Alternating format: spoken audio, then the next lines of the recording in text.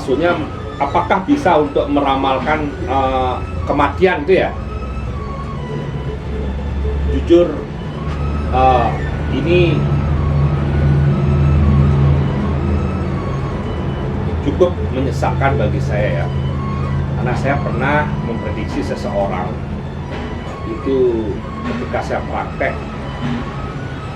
di daerah Bali. Ternyata kebetulan sekali terjadi ketepatan apa yang saya prediksi, dan hasilnya benar-benar membuat hati miris ya, karena energinya ini luar biasa.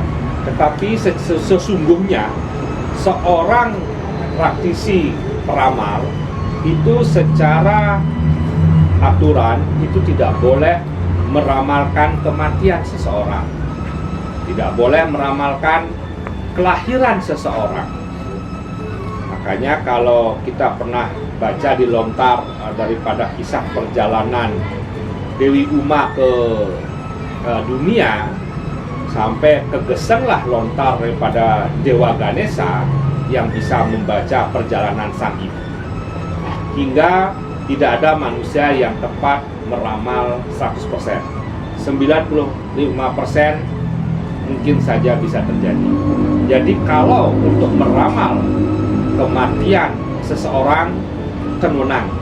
Walaupun kita tahu ciri-cirinya, walaupun dapat kita petunjuk-petunjuknya yang bisa jadi itu tepat, tetapi kita tidak berhak dalam menyampaikan tentang ramalan kapan umur saya, apakah umur saya panjang atau pendek, ataukah saya akan mengalami kematian dalam waktu yang dekat.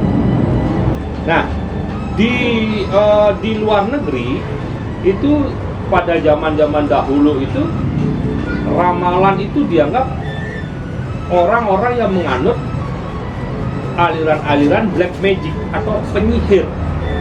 Namun jangan salah, banyak prediksi-prediksi, ramalan-ramalan yang tentunya bisa dimanfaatkan atau bisa digunakan untuk kebutuhan-kebutuhan yang baik. Contohnya, tenung terhadap barang-barang yang mungkin terjadi kasus-kasus kepolisian.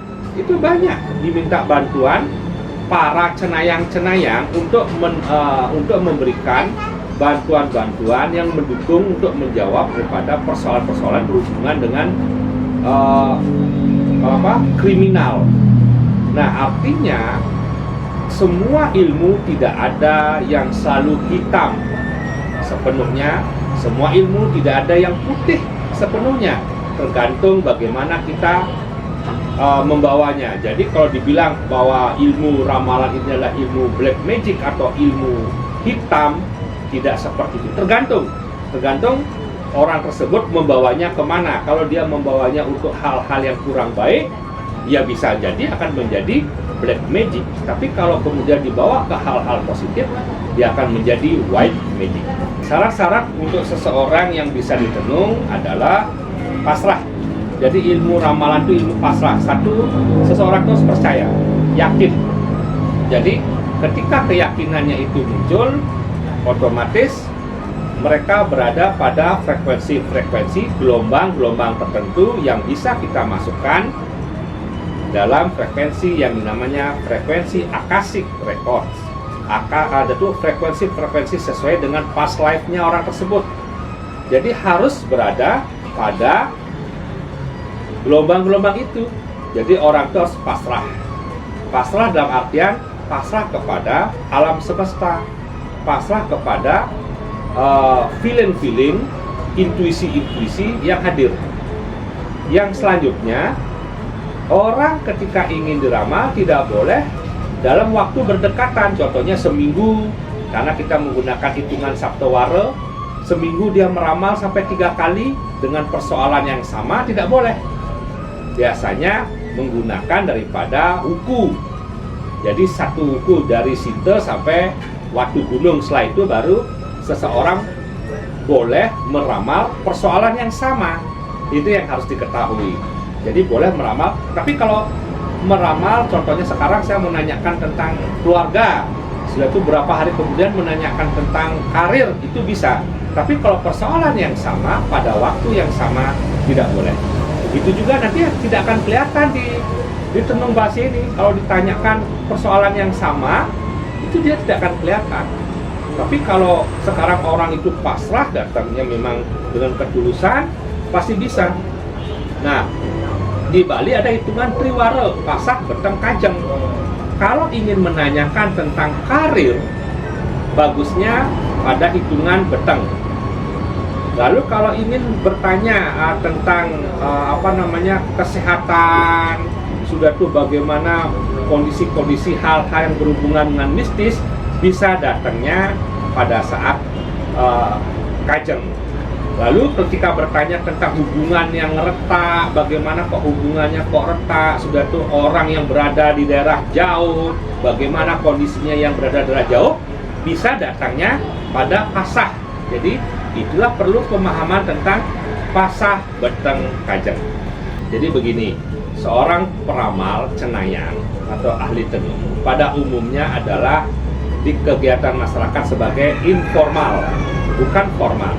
Jadi banyak yang kalau boleh yang klien yang banyak dari pejabat, artis maupun orang-orang biasa, itu kita tuh sebagai tenaga informal, jadi kita tidak diakui. Banyak pejabat, banyak artis tidak mengakui berdekatan dengan kita, tetapi secara formalnya tidak diakui, tetapi secara informal kita digunakan. Nah, banyak yang menggunakan jasa kita, contohnya ingin bertanya tentang hal-hal berhubungan dengan politik, dengan pemilihan. Itu banyak minta pendapat kita. Itu bagaimana karir usahanya, cocoknya buka usaha di mana, arahnya kemana, itu jenis usaha yang cocok itu apa.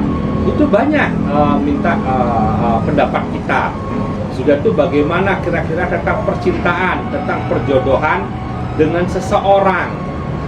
Dan itu bagaimana mencari obat. Nah, jadi begini, ketika seseorang itu sakit, itu banyak yang bertanya arah mana yang cocok mencari obat agar mendapatkan kesembuhan lebih cepat. Itu juga banyak menggunakan jasa kita. Jadi pesan tiang kepada semeton, kepada masyarakat, ramalan tidak harus dipercayai 100%. Kalaupun ramalan atau prediksi itu terjadi kebenaran atau ketepatan, anggap saja itu sebuah kebetulan yang terjadi berulang-ulang kali. Memang ada beberapa peramal atau level-level master yang itu menggunakan literasi, menggunakan pelajaran tertentu dalam memprediksi. Karena contohnya kayak saya itu sampai belajar keliling. Jadi sampai baik belajar di lontar-lontar warisan leluhur maupun di Nusantara, bahkan sampai ke negeri seberang.